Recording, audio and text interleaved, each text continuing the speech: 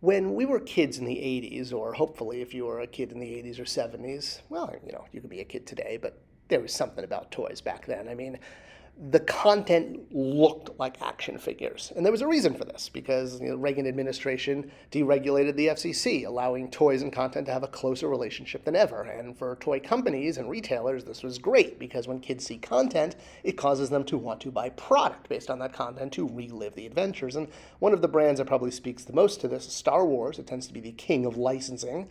At least if you don't look at Mickey Mouse, he sold way more product than Han Solo, but that's not important.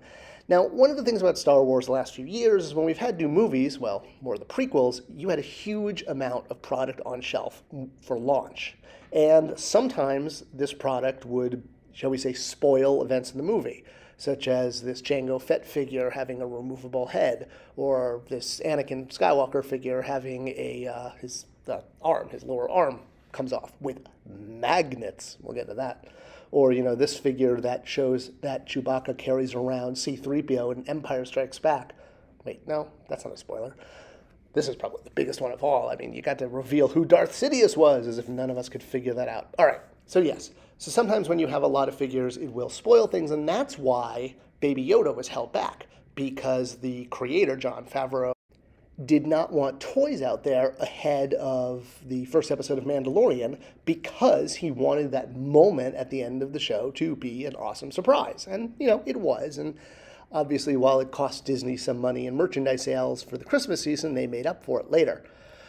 But the thing is, this is kind of getting out of hand. It's understandable that every so often you want to have a holdback, like the fact that Rey was going to pick up the lightsaber in Episode 7, or Baby Yoda, but toy companies work really hard for a screen-to-shelf relationship.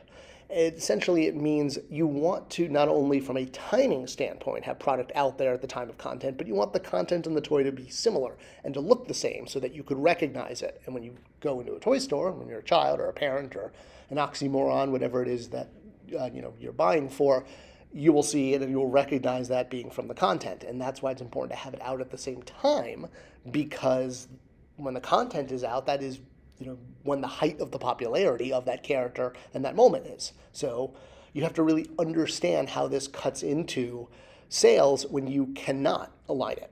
Now, we all know COVID had a huge effect on this, right? I mean, it pushed out a lot of movies, things getting delayed. I think the textbook example is Black Widow, that kept getting pushed out, and it meant the toys were not on shelf when the movie finally did, because the toys were in production earlier.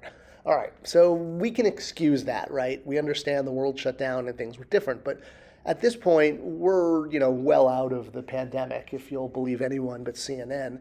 And, well, we can't use that as an excuse anymore. So 2 years later, the problem is this is still happening, and it's happening more and more. And this disconnect between the timing of content and toy product is going to affect a lot. For example, in Ahsoka, the new characters aren't going to be out until December. Yeah, they've got some refreshes they can get out as early as November, but the show came out in September.